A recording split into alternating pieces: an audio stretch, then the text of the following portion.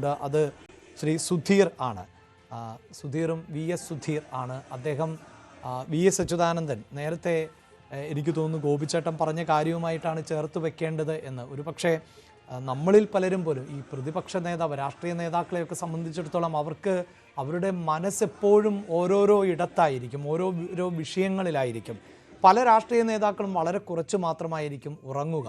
ആ ഉറങ്ങുന്നത് തന്നെ യാത്രകൾക്കിടയിലായിരിക്കും. അങ്ങനെയൊക്കെയുള്ള VS 4 മണിക്ക് എഴുന്നേൽക്കും, പിന്നീട് അദ്ദേഹത്തിൻ്റെ എക്സർസൈസും ഒക്കെ ആരംഭിക്കും. അങ്ങനെ ഒരു ദിനചര്യ തുടങ്ങുവാണ്. നമ്മളിൽ പലരും പോലും അത്രയും നേരത്തെ എഴുന്നേൽക്കാറില്ല എന്നുള്ളതാണ്.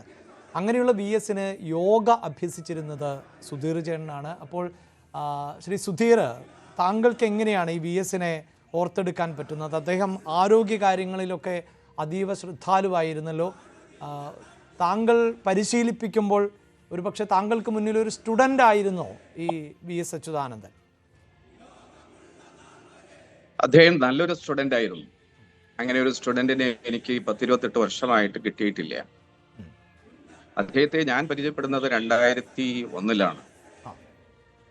2001 തുടങ്ങിയിട്ട് കോവിഡ് തുടങ്ങുന്നതിന് തൊട്ട് മുന്നേ വരെയും അദ്ദേഹത്തിന്റെ ശാരീരികവും മാനസികമായിട്ടുള്ള ആരോഗ്യത്തിൽ ശ്രദ്ധ കൊടുത്തിരുന്നു. അതിനു വേണ്ടിയിട്ടുള്ള നിർദ്ദേശങ്ങളെല്ലാം അദ്ദേഹത്തിന് കൊടുത്തിരുന്നു. അദ്ദേഹത്തെ ഓർക്കുക എന്ന് പറഞ്ഞു കഴിഞ്ഞാൽ അദ്ദേഹം ഒരു ചിട്ടയുള്ള മനുഷ്യനാണ്. നമ്മൾ ജീവിതത്തിൽ വിജയിക്കണം എന്നുണ്ടെങ്കിൽ നമ്മളൊരു ചിട്ട പാലിച്ചിരിക്കണം. എത്ര വൈകിയാലും അദ്ദേഹം കറക്റ്റ് എഴുന്നേൽക്കേണ്ട ഒരു സമയമുണ്ട്. ആ സമയത്ത് അദ്ദേഹം എഴുന്നേൽക്കും. എഴുന്നേറ്റാൽ എപ്പോ മലമൂത്ര വിസർജനം നടത്തണം അത് നടത്തിയിരിക്കും. എപ്പോ കുളിക്കണം, എപ്പോ അദ്ദേഹത്തിന്റെ പത്രം വായിക്കണം, വെയിൽ കൊള്ളണം, അതിനെല്ലാം ഒരു ചിട്ടയുള്ള മനുഷ്യൻ. എപ്പോ യോഗ പ്രാക്ടീസ് ചെയ്ത് ഇതെല്ലാം ഒരു ചിട്ടയുണ്ടായിരുന്നു. ആ ചിട്ട അദ്ദേഹം എൻ്റെ 98 ആ വർഷം വരെയും അദ്ദേഹം അത് കറക്റ്റായിട്ട് പാലിച്ചിരുന്നു. അതിൽ അദ്ദേഹം വിജയിച്ചിരുന്നു.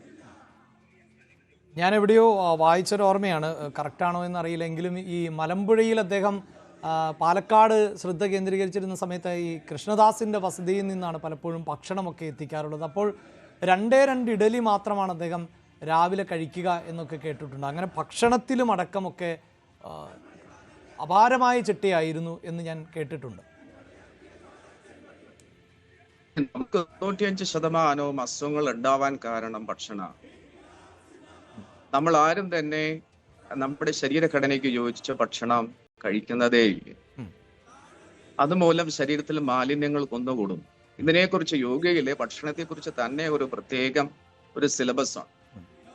അപ്പൊ അത് അദ്ദേഹത്തെ നമുക്ക് ശരീരത്തിന് ആവശ്യമായിട്ടുള്ള പോഷകഗുണം അടങ്ങിയിട്ടുള്ള ഭക്ഷണം ഏത്, അതിനെക്കുറിച്ച് അദ്ദേഹത്തെ എഡ്യൂക്കേറ്റ് ചെയ്യണം. അദ്ദേഹം ഒരു കാര്യവും വെറുതെ അങ്ങനെ പറഞ്ഞാൽ വിശ്വസിച്ച് ചെയ്യില്ല. അതിന് സയൻസിന്റെ സപ്പോർട്ട് ഉണ്ടാവണം.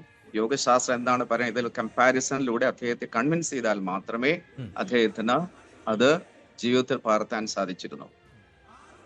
നിരവധി ഹെൽത്ത് ഇഷ്യൂസ് ഉണ്ടായിരുന്നു VSനെ ഞാൻ പരിചയപ്പെടുമ്പോൾ.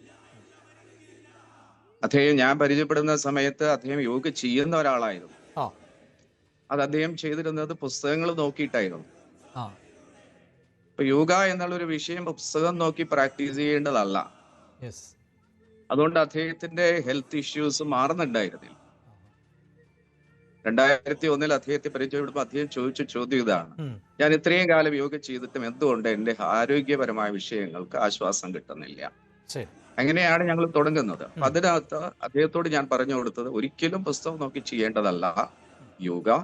അത് നല്ലൊരു ഗുരുവിന്റെ അടുത്ത് നിന്ന് തന്നെ പഠിക്കണം. വെജിറ്റേറിയൻ ഒക്കെ ആയിരുന്നു എന്ന് തോന്നുന്നു അല്ലേ? അതിലേക്ക് ഞാൻ മാറ്റിയെടുക്കുകയാണ് ചെയ്തത്. അദ്ദേഹം നോൺ കഴിച്ചിരുന്നു. അതിന്റെ അളവ് കുറച്ചു. കഴിവതും ആൽക്കലൈൻ ഫുഡും ആൽക്കലൈൻ ജ്യൂസ് അടങ്ങിയിട്ടുള്ള ഭക്ഷണങ്ങളും ഒക്കെയാണ് അദ്ദേഹത്തിന് കൊടുത്തത്. ബ്ലഡിന്റെ pH കറക്റ്റ് ചെയ്യാൻ മാത്രമാണ് ഞാൻ ചെയ്തത് ഭക്ഷണ കാര്യത്തിൽ.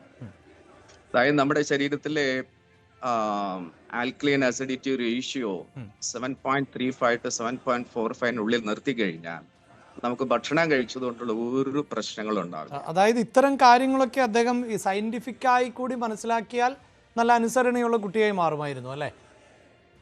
അത് നമ്മൾ കൺവിൻസ് ചെയ്തില്ല എങ്കിൽ അദ്ദേഹം അത് പാലിക്കില്ല. അപ്പൊ അത് ഈ അദ്ദേഹം ഒരു സമയത്ത് അദ്ദേഹത്തിന് ചില ദുശ്ശീലങ്ങളൊക്കെ ഉണ്ടായിരുന്നു. അതിലൊന്നായിരുന്നു ഈ പുകവലി എന്നുള്ളത്. അത് പണ്ട് കാലത്ത് അത്ര ദുശ്ശീലമായി ആരും കണക്കാക്കിയിരുന്നതല്ല എന്ന് അറിയാമല്ലോ. അതുപോലും ഒരു പക്ഷേ അദ്ദേഹത്തിനോട് ഒരു ഡോക്ടർ നിർദ്ദേശിച്ചു ഇത് അവസാനിപ്പിക്കണമെന്ന് പറയുന്ന സമയത്ത് ആ സമയത്ത് തന്നെ അദ്ദേഹം അത് അവസാനിപ്പിച്ചു. സാധാരണ ഒരാളെ സംബന്ധിച്ചിടത്തോളം ശരി ഞാൻ പതിയെ മാറ്റാം, ഇതെൻ്റെ ഒരു ശീലമല്ലേ, ഇങ്ങനെ ഒരു ശീലമൊക്കെ പെട്ടെന്ന് അങ്ങ് മാറ്റാൻ പറ്റുമോ എന്നൊക്കെ ചോദിക്കേണ്ടതാണ്. പക്ഷേ അതിൻ്റെ തിക്തഫലത്തെക്കുറിച്ച് അദ്ദേഹത്തിന് ബോധ്യപ്പെടുന്നു, അത് അപകടകരമെന്ന് മനസ്സിലാക്കുന്നു. ആ നിമിഷം അതിന് ഫുൾ സ്റ്റോപ്പ് ഇട്ടു എന്നാണ് എൻ്റെ അറിവ്. അത് ശരിയാണ്. അതേപോലെ തന്നെ അദ്ദേഹം ചായ കുടിച്ചിരുന്നു. അപ്പൊ ചായ കുടിക്കണ്ട എന്ന് ഞാൻ ഉപദേശിച്ചു. അപ്പൊ അദ്ദേഹത്തിന് എന്തുകൊണ്ട് കുടിക്കാൻ പാടില്ല, അപ്പൊ നമ്മളത് കൺവിൻസ് ചെയ്യണം എന്തുകൊണ്ട് പാടില്ല. അദ്ദേഹം പിന്നീട് ഞാൻ കൺവിൻസ് ചെയ്തതിനു ശേഷം ഇന്ന ഇന്ന വിഷയങ്ങൾ ചായ കഴിച്ചാൽ ഉണ്ടാവും എന്ന് പറഞ്ഞ് മനസ്സിലാക്കി കൊടുത്തു കഴിഞ്ഞതിന് ശേഷം പിന്നെ അദ്ദേഹം കഴിച്ചിട്ടേ ഇല്ല. അതേപോലെ ഓരോ ഭക്ഷണ സാധനങ്ങളും നമ്മൾ കഴിക്കുമ്പോൾ ഇതിനകത്തുള്ള ഗുണങ്ങൾ ഏത്, ഇതിനകത്തുള്ള ദോഷങ്ങൾ ഏത്, ദോഷവശങ്ങൾ ഏത്, ഇതിനെക്കുറിച്ചൊക്കെ നമ്മൾ പറഞ്ഞു കൊടുത്തിരുന്നത് കൊണ്ടാണ് അദ്ദേഹത്തിന്റെ ആയുസ് ഇത്രയും കാലം നമുക്ക് കിട്ടിയതൊക്കെ ചെയ്തിട്ട്. അദ്ദേഹത്തിന്റെ ശാരീരിക മാനസികമായിട്ടുള്ള ആരോഗ്യത്തിന് ഭക്ഷണവും വ്യായാമവും വളരെയധികം സഹായിച്ചിട്ടുണ്ട്.